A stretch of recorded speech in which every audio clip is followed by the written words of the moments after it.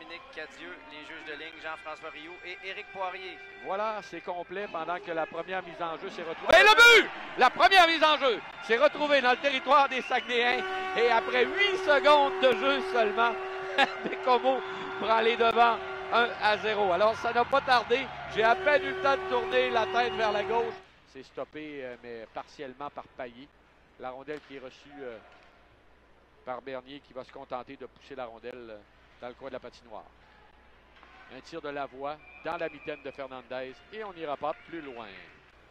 Là, c'est Poirier, Justin Poirier, un tir retentissant là, qui manque la cible, qui frappe la baie vitrée.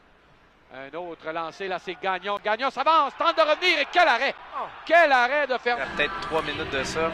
Émile Chouinard dans le coin de la patinoire. 3 joueurs à ses trousses ont réussi à ramasser la rondelle, faire une sortie de zone, puis générer une attaque. La rondelle qui est toujours vivante et finalement, les Saguenayens vont s'en emparer. Mais encore une fois, de bons moments. Oui, c'est venu bien près. Là, et là, un tir et on a effleuré le poteau à la droite. Un autre lancé sur Bourdage. Il y a énormément d'actions. Ça va très vite d'un côté comme de l'autre. Là. Les deux gardiens se sont illustrés. Et là, on est chanceux du côté des Saguenayens parce qu'il était moins 2 fois. Oui. Lorsque Gagnon a contourné, et là, les dernières actions, on revoit l'action ici. Là. Il y avait plusieurs joueurs. Lampron était là, à bout portant, Pearson, Yevziev. Tout le monde à retardement. On va devoir quitter du côté de Bécomo si on veut éviter le hors-jeu. Et non seulement on quitte, mais il y avait même des changements. Là. Poirier s'est rendu au banc. Entrée du côté gauche de Morin, c'est dangereux. Le tir de Morin bloqué par Bourdage qui couvrait bien son angle. Et on n'ira pas plus loin.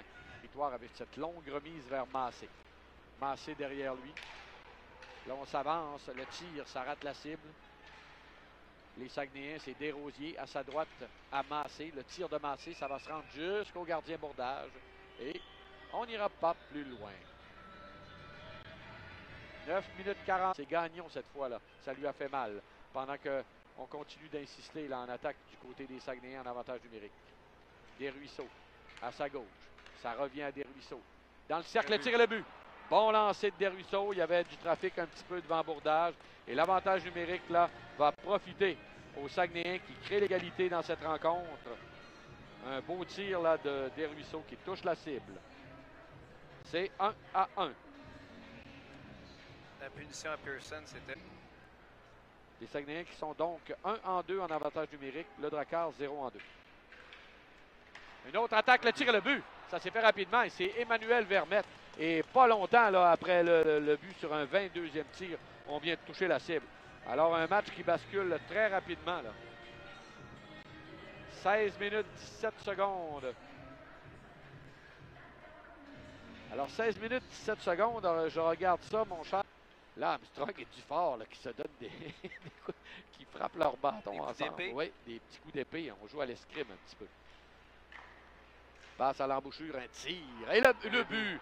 Bourdage n'a pas été en mesure. Je croyais bien qu'il avait fait l'arrêt, mais il n'a pas été en mesure de garder possession du disque. Et voilà le jeu de puissance des Saguenayens alors qu'il ne restait que 9 secondes à l'infraction là, de Payet. Numéro 11, Leroux. Oui, c'est Jérémy Leroux en avantage numérique.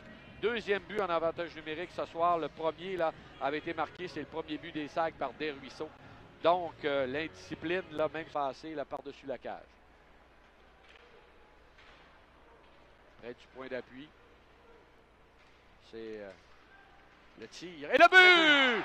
Oh! Il y avait de la circulation, là. Et, le Drakkar qui rétrécit l'écart. Alors, première mission, là. C'est Justin Poirier, notre marqueur, qui il marque un but fort important, son 18e de la saison. De la ligne bleue. On regarde, c'est pas nécessairement, c'est pas un but qui fait la différence jusqu'ici. C'est accueilli par Émile Chouinard. Oui, Chouinard qui l'attendait de pied ferme. Mais là, Fisky s'avance. Disque bon, sa belle manœuvre, le tir et l'arrêt de Fernandez. Et un autre arrêt de Fernandez. Alors Fernandez, qui on l'avait mentionné, là, a été le joueur de la semaine. Et là, il se dresse face au Drakkar en troisième période parce que si le Drakkar n'a pas créé l'égalité, là, c'est grandement grâce au gardien.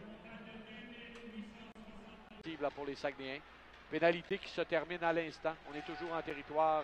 Donc, le Drakkar qui n'a pas réussi à marquer. De l'autre côté, On veut ramener le 10 devant. C'est Payet. Payet lance et compte! Payet lance et touche la cible. La pénalité est terminée. On est parvenu à demeurer en territoire des Saguenayens. Et c'est un tout nouveau match avec 5 minutes 14 à faire. Payet touche la cible à 14 minutes 46 secondes. Un autre point en banque. C'est pas terminé.